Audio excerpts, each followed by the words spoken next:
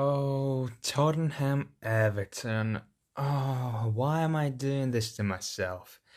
I really have no clue. It was so painful to watch this match that even somewhat dead but somewhat decent Everton from last season and this season looked actually good. And you know what?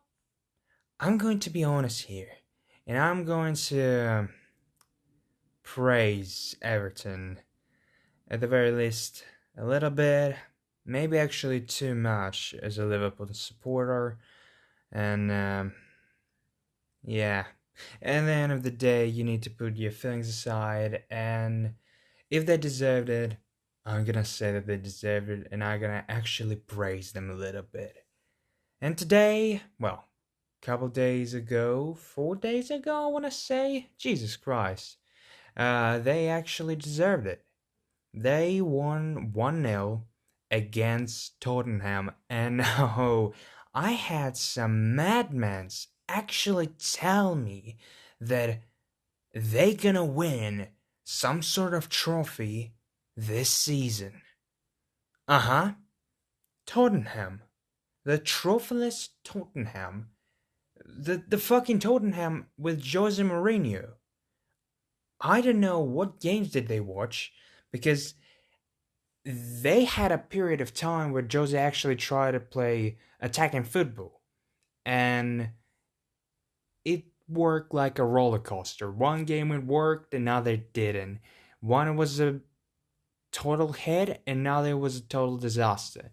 And after some time, he quickly understood that the fans, they don't give a shit. They want to win, but they also love, attacking style of football. And he said, fuck you guys. I'm gonna do what I do best in my entire life, play defensive football, but without fast, counterattack that he was so famous for in Real Madrid. So what do we have at the end? Dead Tottenham. And well, guess what? At this game, we had Tottenham that didn't do shit. They barely run, they barely pressed, they barely actually did anything. I would love to criticize some player from Tottenham, but I just cannot do this because no one actually did anything. You know, you can say that Horty or what's his name? The dude that they bought from Wolverhampton was quite average. And you know what? I'm gonna agree with this. He wasn't playing at best of his potential. Doherty, I remember, fucking hell. Horty, yeah, I'm a little bit dumb, I'm a little bit sick. I'm trying to get some excuses in. No, just roll with this shit.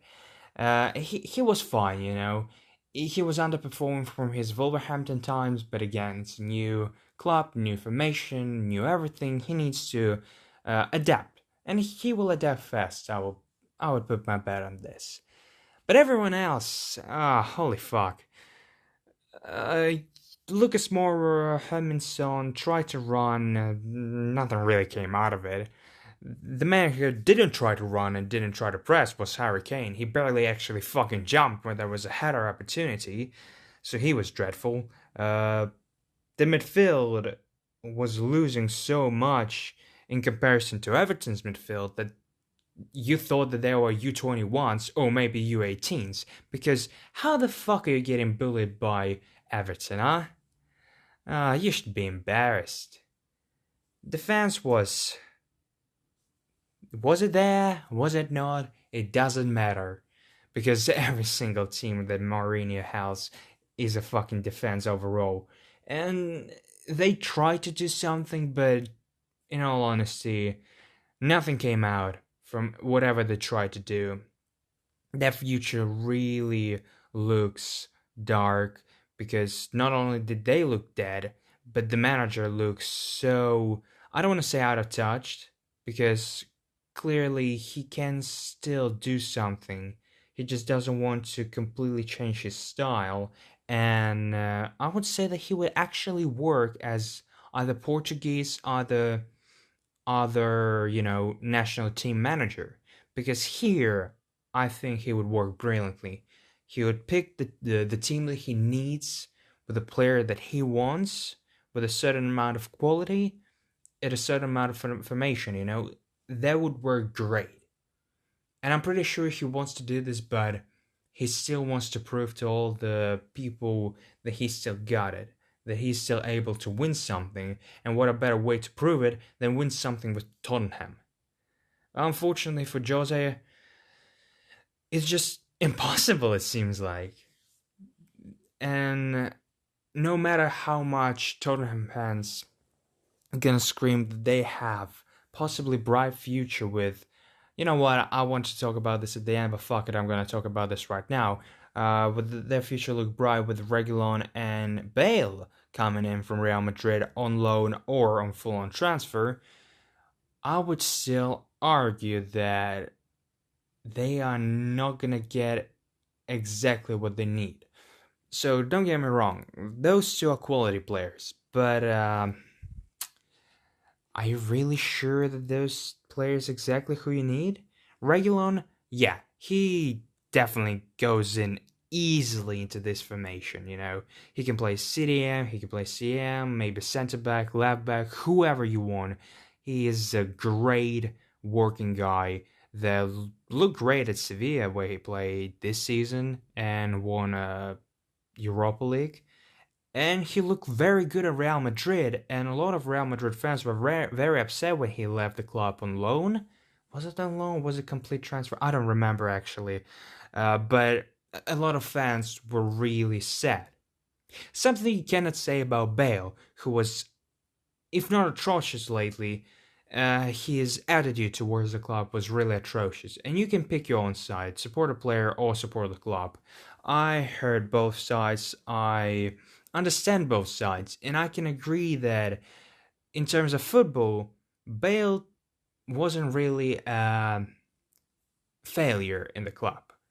But we need to understand that he always wanted to be the first player, the main guy who always will play. And when Ronaldo left, when Zidane left, two people that he, if not hated, obviously didn't want in the club, because one always played every single game and always wanted to be the main, the shiny, brightest star, and the other one didn't really, if not rate the guy, didn't really think that he is able to contribute to the game as much as he needs to.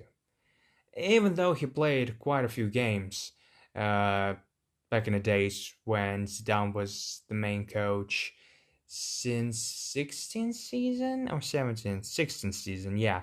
Back in the day, he played quite a few, but he always wanted more. And when they both left, he absolutely failed. Not only did he get injured once again, but also he showed a bad attitude towards the club one more time, and that was the last drop for the fans. And they turned on him. Nearly every single fan turned on him that I know, at the very least. And changing the pace, going somewhere, was definitely needed, but he said, fuck off, I'm gonna stay, play golf, and do absolutely nothing. Sit on the bench if you wish to, I can play if you wish to, maybe actually gonna score a goal, maybe actually gonna play good, but I don't care, I just wanna get my paycheck. That was his attitude, and you know what? Real Madrid had a chance to send him to China, and he was willing to go to China. They decided not to do this, and now they're stuck with him. And finally, they get an opportunity to sell him, to say, get the fuck out, please. Now, you can come back to the club that gave you this chance of becoming one of the best players in the world that you totally dropped. At the very least, you got some Champions League trophies and La Liga trophies. So, definitely not the worst career that you can possibly think of. And for Tottenham, Bale will be a great addition. In theory. Again, they have Lucas Moura, they have him and Son who can run very fast, but you're gonna get the guy who, in the past, was one of the fastest guys in the world of football, but now who has to prove something, not only to the fans, but to himself as well, that Real Madrid were wrong when they put him on the bench, that Real Madrid were fucking blind assholes who haven't seen his own potential. And Tottenham, they right now, how I said before, in such a big ass that they need any form of something spicy, of something that actually gonna give them an opportunity to spice things up, to fire them up, to bring this fire that they missed for so long, for a year at the very least, in generally, because Pochettino's side was always great, but they also always were missing something. And now they're finally spending cash, and it's not exactly 50-50, but it's hit or miss, And Dumbele came to Pochettino, turned up in a Mourinho squad, and he can play well from time to time, but there is an obvious conflict between Dumbele and Mourinho. Doherty again, who knows? Hopefully he will play very well at Tottenham, but it's a matter of time when he needs to adjust and actually play well. And other transfers like Lucas Moura or somewhat more recent transfers were fine, Bergwijn, for example, I really, really like the guy. First matches that he played, he was actually not phenomenal, but so good for Tottenham side. After the first games, he kind of fell apart a little bit, couldn't score for quite some time, but then again, he still plays really, really well, and he scores, he contributes to the game positively, so he does his job well. You can't blame the guy. So again, those two transfers can help out Tottenham. Will they win any trophy? Of course no. They nearly got kicked out from the Europa League against some Bulgaria side or some shit like this. And oh my god, it would be so embarrassing for those guys to get knocked out by some locomotive unknown side from who fucking knows where. And they barely won 2-1 thanks to a penalty and Dombele goal. Embarrassing. But we talked quite a few about the future, but let's talk about their opponents who decided to bring the future in their own arms by making a couple new signings like James Rodriguez, who reportedly came in for free somehow. Yeah, it seems like Zidane was desperate to get rid of the guys who he doesn't like. James, Bale, some other youngsters. Pooh! For example, Hakimi, Jesus Christ. They are desperate to get rid of the talents that actually can play in a different club, not under Zidane. Why the fuck does it turn out to be a Real Madrid rant? Who knows? I don't. It seems like I have some personal vendetta against this club. And you know what? James Allen, they both were playing since first minute. And you know what? They are class. I actually forgot how good Allen is. He was so good a couple seasons ago in Napoli, but then maybe before Gattuso came in, maybe with Ancelotti he kind of faded away. But with Gattuso he barely played, and even when he played he was a shadow of himself. But this game, he was great. The whole midfield was great, Gomes a little bit higher, actually tried and fight for the ball. Allen lower, creating some chances. James, playing as midfielder, but also as a right mid, creating chances, created nearly 5 goal opportunities. One that definitely should have come in. Actually fighting for the ball, something we haven't seen from him in Real Madrid and in Bayern Munich, undoubtedly. And it's all under control of a manager who a lot of people just said something that happened right now with Jose Mourinho. He's too old, he's out of touch, and his decisions are not contributing to the club well.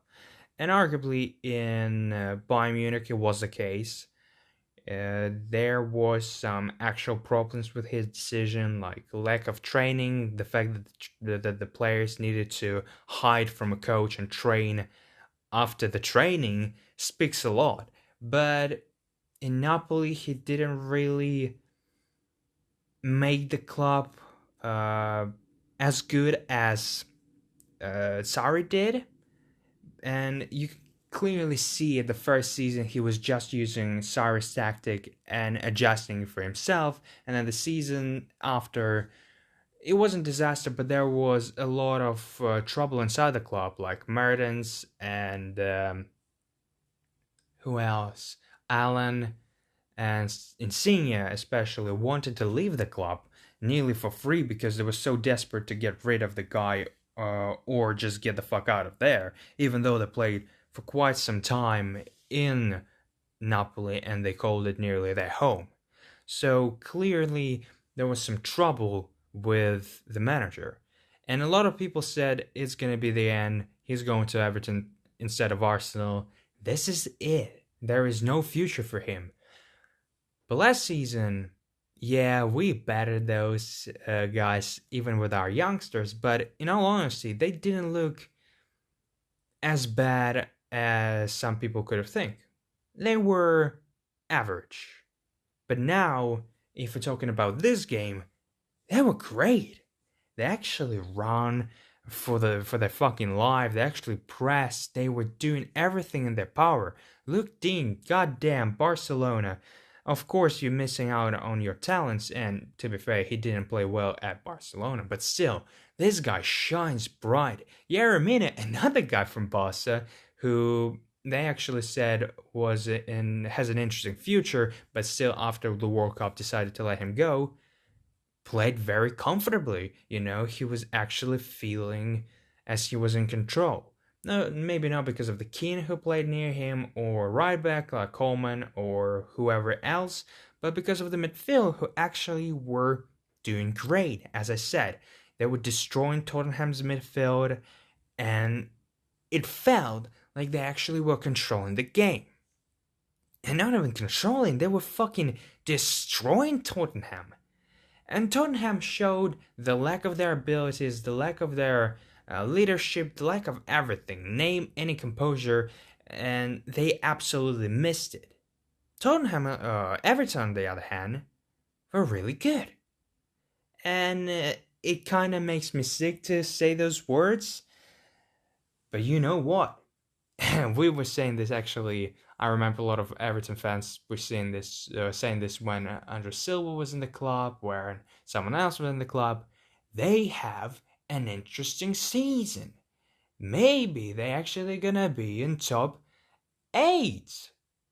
But it's gonna happen only if they're gonna continue this pace, if nothing bad is gonna happen with the players, and if they're gonna be able to keep this composure, because keep this intensity, maybe level it up a little bit, and you actually have a decent squad with a decent manager, world-class manager. His tactics are actually working.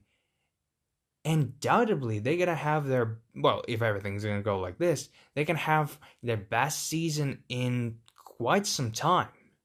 Yeah, of course, you could say, oh, they can buy this player to make sure that they're gonna play well. But hey, you know what? With this squad, with the amount of money that they spend, they should be in top 8, at the very least of top 10. Something that we were saying for years now, and every single time somehow they manage to fuck it up. And speaking of fucking up, I completely forgot about Richarlison. Oh, I saw that they gave him 9.1 in a Who Scored. What the fuck they were smoking? I was praising them way too much. I need to bury them a little bit at the very least. And you know what? I said that a lot of their players felt really good at this match. Someone who didn't actually was Richarlison. Yes, he did have some good moments. He ran past some guys. He dribbled through another part of guys, just for fun. He was okay. Then he was really good. And then he dribbled past the goalkeeper, and instead of giving a pass, he decided to shoot. Oh, that greedy motherfucker. This was undoubtedly the best moment of the game that I'm somehow fucking forgot about. I don't know what's wrong with me. And after this, he never felt the same. Yeah, he wasn't awful, without a doubt. But being called the best man of the match? Pff, no way. No fucking way. This is ridiculous. This moment completely ruined my perspective of him, at least for this match, that for other matches. It showed that he is way too greedy. He is way too into himself. And from time to time, you need this from your striker, but you also need him to be rational. And if you know this is a way too sharp angle for you, too hard for you to hit, and you see that there is an open goal, an open man who can easily fucking score it, you should probably pass. And there was another moment when Hamas gave him a great ball and he somehow fucking missed it, which I didn't fucking understand too. How the fuck can you do this? But you know what? He was, if not the worst player of the match, he was the greediest motherfucker, and it didn't really contribute to the game at all. So I wanted it to end on a high note with the Bale and Reguilon transfer news, but obviously I did it in the middle. And you know what? Tottenham are still shit. Will they end their season in top 10? Probably yes. Will they struggle a lot? Without a doubt. Can this season be turned around by those two transfers? And if those two transfers actually come in handy and they're going to play well and Jose's system will actually work? Yes, but you can clearly hear I said a lot of and what if. So a lot of things should come in handy for them to actually make this shit work. And even if they're gonna be able to make this shit work, they definitely not gonna end up in top 5 or top 3. And you will ask question even as non-Tottenham fan, and as a Tottenham fan, well, we get rid of Pochettino, who gave us the best moments of probably our life as a Tottenham supporters, and we get in Jose, and we can get nowhere close to the results that we got with Pochettino. So what the fuck are we supposed to do next? And let's be honest, Jose always had this 3-season run. Third season, his last one. This one could be his last one if he's gonna fuck it up completely. But next season can possibly be, well, 90% or at least 80, 70% his last season with Tottenham. And doubtably he's gonna be remembered as average to one of the worst coaches for Premier League's Tottenham in the last nearly 10 years. Well, that's an overstatement because he clearly gave them some sort of system and they didn't fail completely in terms of Premier League table last season. But let's be honest, the way of expectations the Tottenham fans got and the way of reality worked out is fucking sky and ground. So, was he good in Tottenham? No. Will he be good at Tottenham? Probably no. But we can only wait and see. Everton, on the other hand, again has a bright future ahead of them. They probably gonna fuck it up somehow. At least as a Liverpool supporter, I hope this is gonna be the case. But I don't want them to fail miserably. I want to see actually good football from this side. And after this match, I know that they're capable of doing this. And I want to see it again. Because Hans is an interesting player who can bright shine in the Premier League, surprisingly, because a lot of people thought that he's not going to be fit enough, he's not going to be strong enough to play in the Premier League, and maybe that's going to be the case because we only saw one match. But we can only wait and see. So, let's hope for the best, but I'm not holding my breath. Premier League is back, and actually today, Bundesliga is coming back. Bayern Munich versus Schalke. Some good news for me. Thiago officially left Bayern Munich, and today I'm pretty sure they're gonna announce him as a Liverpool player. Oh, that's a relief, but I still think we need to make at least one more signing because the defense, the attack, But okay, let's not talk about Liverpool here. It will be very interesting how Bayern Munich will play. after the success that they got with the Champions League and after losing their maestro. Plus, Schalke, they were not so strong in the last year, maybe two, but as a first match, it's going to be very interesting to watch. So thank you again for listening to my angry rant on Tottenham, on the future, and just basically opinion on this match. Hear you soon, guys.